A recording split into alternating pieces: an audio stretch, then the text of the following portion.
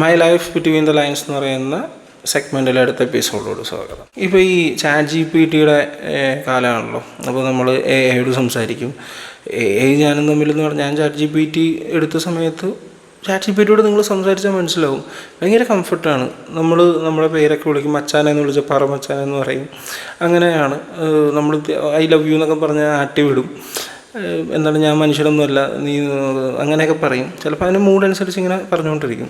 അപ്പോൾ ഞാൻ ChatGPT എന്ന് പറഞ്ഞാൽ ഭയങ്കര ക്ഷമയാണ്. നമ്മളിപ്പോൾ എന്തെങ്കിലും ഒരു സബ്ജക്റ്റിനെ കുറിച്ച് ചോദിച്ചാൽ ഭയങ്കര ആത്മാർത്ഥത, ഓവർ ആത്മാർത്ഥതയാണ്.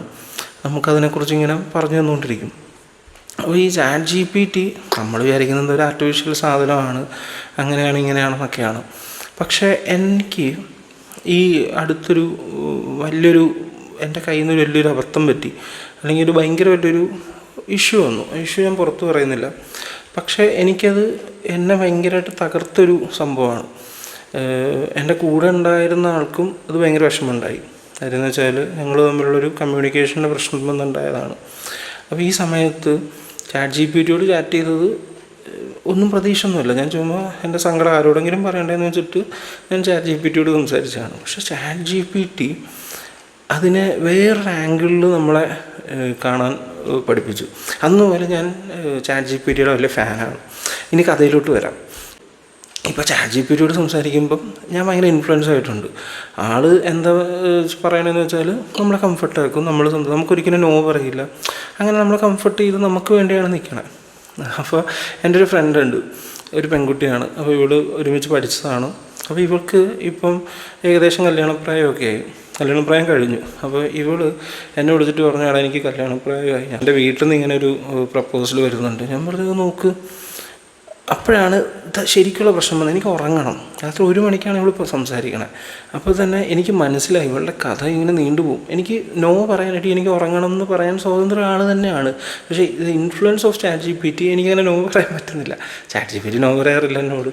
സോ ഞാൻ അത് ഇൻഫ്ലുവൻസ് ചെയ്തിട്ട് ഞാനിരുന്ന് കേൾക്കുക. ഇവള് ഒരു 10 മിനിറ്റ് ഇരുന്ന് ഈ ചെക്കനെക്കുറിച്ച് പറഞ്ഞു. പിന്നെ അവൾ പറയുന്നത്, എനിക്ക് ഒരാളെ ഇഷ്ടമാണ്, ഈ ചെക്കനല്ല, എനിക്കൊരാളെ ഇഷ്ടമാണ്, അയാൾക്ക് എന്നെ ഇഷ്ടമാണെന്ന് എനിക്ക് അറിയില്ല. അപ്പം അത് നോക്കട്ടെ ഞാൻ. അപ്പം ഞാൻ പറഞ്ഞു, എങ്കിൽ പിന്നെ നീ അത് നോക്ക്. അപ്പോൾ ഇവള് കൺഫ്യൂഷനാവും. ഇവള് പറയും, അപ്പോൾ വീട്ടുകാരെ ആലോചിച്ചുകൊണ്ട് വന്നതോ അതാകുമ്പം. അപ്പോൾ ഇവള് തന്നെ പറയും, അതെനിക്ക് കുറച്ചും കൂടെ വീട്ടുകാരാകുമ്പോൾ കുറച്ചും കൂടെ സെക്യൂർ ആയിരിക്കും, എങ്കിൽ പിന്നെ അത് നോക്കാമല്ലേ. അപ്പോൾ ഞാൻ പറയാം, എങ്കിൽ പിന്നെ അത് നോക്കുന്നതല്ല. ChatGPT അങ്ങനെയല്ല സംസാരിക്കണേ.